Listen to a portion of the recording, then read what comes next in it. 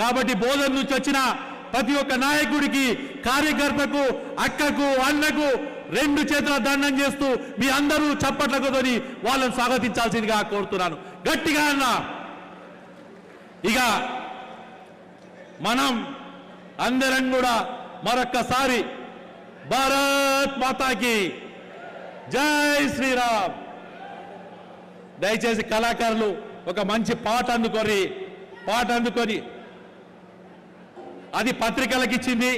దయచేసి పత్రికలకు ఇచ్చింది. ఎందుకంటే అన్న సోషల్ మీడియా మీద బతాం చెప్పేదినే, సోషల్ మీడియా బతుకుతాము. ఆ సోషల్ మీడియా పత్రిక వాళ్ళందరూ కూడా ఉన్నారు కాబట్టి దయచేసి పత్రికలు ఇచ్చిన దాంట్లో వేరే వాళ్ళు పోవద్దని విజ్ఞప్తి చేస్తున్నాను.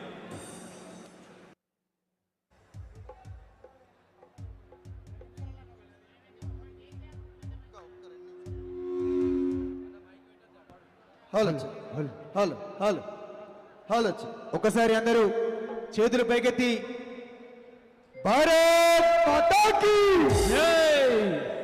మైకులు ఆఫ్ చేయాలి దయచేసి.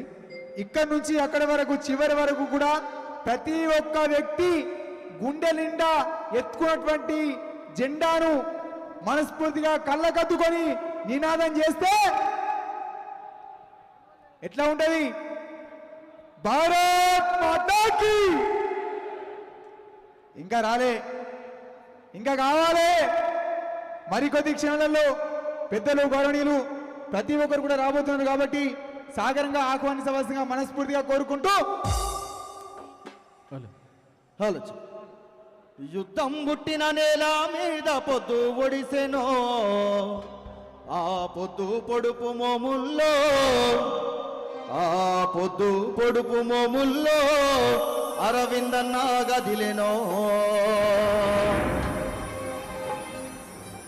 పచ్చ పచ్చని ప్రకృతమ్మ పరవశించిపోయెనో,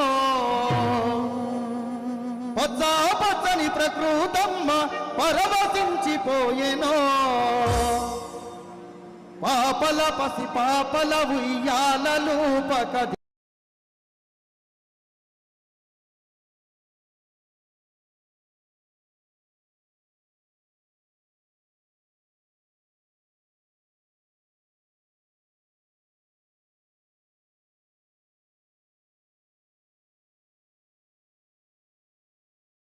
లేనో.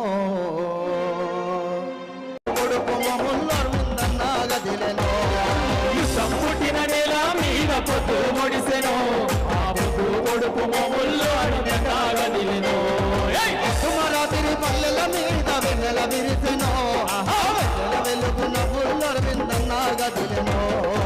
శుభరాత్రి పల్లెల మీద వెన్నెల కురిసెనో, ఆ వెన్నెల వెలుగున పుల్ల అరవిందన్న గదిలెనో.